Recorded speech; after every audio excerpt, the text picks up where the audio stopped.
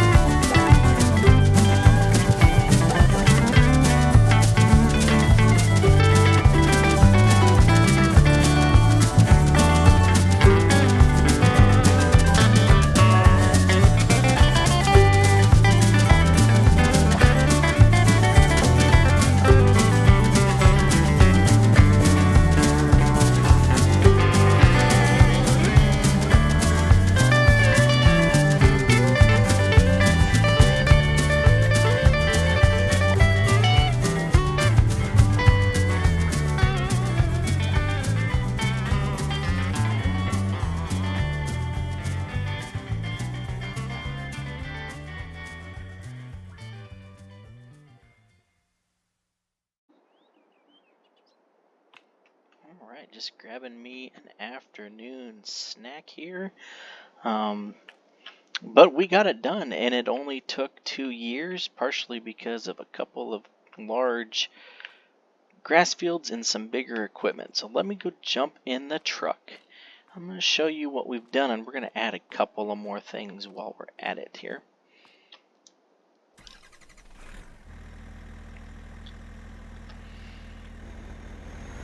So we have the Circle K right here. Circle K gas station with the Dunkin' Donuts inside. Courthouse, church, post office up ahead right there. Got a fire station over here. Yes, we live in the land of good gas. $2.09. Can you believe it? Fire station right here to the right. And then if you turn here to the left, we got a large shopping area. We have a Wendy's over here.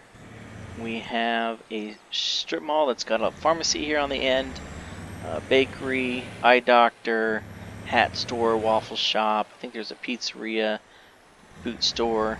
We have our Giant Eagle grocery store over here. And we'll go around the corner and you got Applebee's, Napa, and Dollar General. I'll put down a few decorations to match it. So that's where we're at. My goal has been accomplished. I wanted to make sure we had some realistic sell points. So what I did is I obviously used the terrain sell point to sell our silage. But if you look here on every crop, the terrain yard is fairly decently margins above all the other sell points because it's supposed to help you make money to expand. Well, you saw in just 2 years I made over $2 million, and it was more than that because I used some of the money from the first year to buy some new equipment and some new land. So what I wanted to do is make sure I built this to where once we start doing the productions, I'm actually selling to legitimate places and not going to the train yard. So now we are going to set up our first 2 production factories. And those are going to be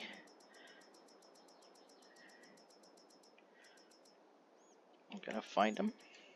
Different than what I had it set up the first time. We're going to do something a little bit different because we still, I'll show you the map in a second, we still have a long way to go with our expansion. So somewhere in here, sugar mill, tailor shop, oil mill, grape processing unit. So we're going to put a grape processor over here, down here by this entrance. And that's what I have this set up. I wanted to make like an industrial park type of thing here. So we're going to put that down, and then we are going to rotate right here and put a cereal factory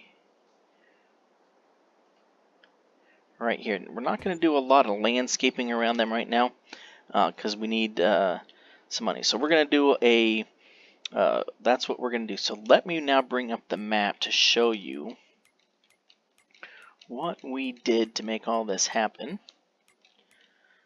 So you'll see that we've purchased all the way out here to the edges of 12 and 22. So all of that $2 million that you just saw that I spent was silage off of 1 cut of grass from these 3 fields in the middle. We do now have a silo. We moved our fermenter up here. This is where we're going to relocate the grass farm to. What we're going to do now moving forward is we're going to plow up all 3 of these fields and start using them for our cereal factory. So let's drive to the farm quick and show you what else has changed.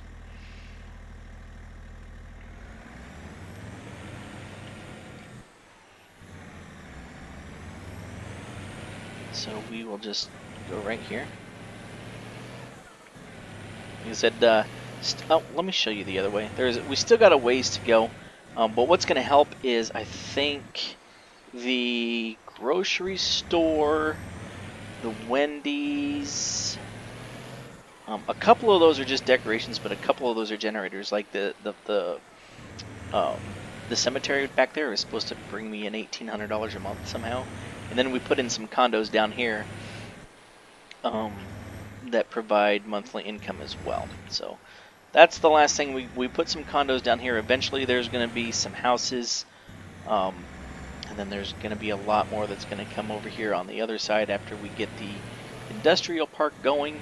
But I didn't want to go all the way and build the entire town without you guys. I just wanted to get a little bit of a start.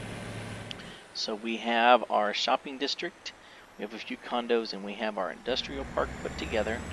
So now let's go to the farm to show you what has changed there.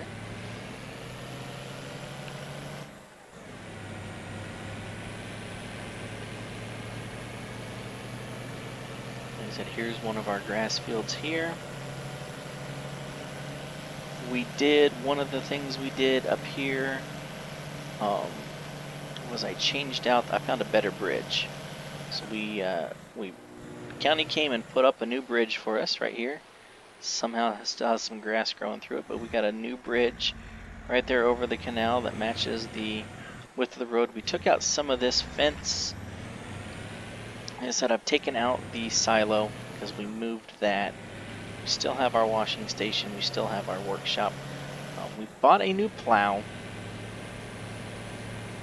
Was one of our big purchases, and now that I'm looking at my money, we're barely going to have enough money to do. We're going to buy a tractor. Is one of the things we're going to do here if we have enough money. We might have to lease some stuff still. So, I mentioned bigger equipment to help us get through the grass. Well, we upgraded the first year. We upgraded to the Kubota mowers, and then we also upgraded to this larger oxbow merger. And the reason we did that is because it gives us more room to turn around with this forage wagon. I started doing this forage pickup wagon instead of using the bales, and you can see there it's got 6.2 hours on it. It's 31% damaged. So there is your proof that we did it by hand. If you need more proof, here's the JCB Fast Track 8330 that we currently have leased. Again, 7.4 hours on it, 39% damaged. That is the main horse on the farm now because we traded off the Versatile. We still have the Kubota in here. Oh, that's right. I forgot. I can't open those doors from the outside. We still have the Kubota in here. And we have a Fast Track, a JCB Fast Track 4220. Those are going to be our two main tractors on the grass farm. We'll get all of that equipment transferred eventually. But we also have a wider plow. So what we're going to do now is we're going to, let me look. Because I'm going to need a planter too. So let's do some. I'm going to need to get a smaller trailer because the Fast Track 4220 will only pull this one right here. So that's 116,000 there for the Kloss trailer that we're going to downgrade to. Let me go back and look at our planter again that we were using. I forget how much that cost. 142. Yeah, so we might still end up leasing a couple of things. Because the only other thing I was going to do is I might go ahead and buy the tractor outright, and then we will keep leasing the other equipment. So that's what we're going to do, and then where is it at? Where are you at, JCB? Did I miss you already? There it is, right there. JCB Fast Track, BKT, Midas. I don't think any of these wide tires, standard wide tires. GPS, yes. No license plate. We don't do license. Actually, you know what? Let me try something first. Let me see if I can get lucky here. Let us return this Fast Track to the shop. And then I might see if it shows up here shortly for sale. But what I'm going to do now is I'm going to take this plow. I'm going to go out here and I'm going to plow up these 3 grass fields. Actually, one more thing with that. We're going to plow up those 3 grass fields and get them ready to do row crop. But one last thing we're gonna do, because I just realized we're gonna need to add fertilizer too. So I might just keep well, I just gave that tractor back. So we're gonna have some monthly income coming in from our properties that we put down, so we should be all right. I might do have a little bit more silage that I can sell, but I didn't sell quite all of it. Actually, how much is left over there in the silo? There's still another $50,000 of silage over there in the silo, so I might go sell that off real quick. I might actually do a. I don't think I'm going to take the time to cut all of this grass. I don't need another $2 million. I'm trying to do this slow. I'm not trying to buy the whole map in one shot.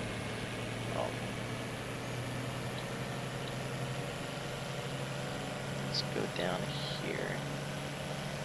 Because if you notice, we were getting environmental scores. So now that we're in the position to where we can purchase soil data, in order to maximize our profits, we're going to start putting fertilizer down on the ground.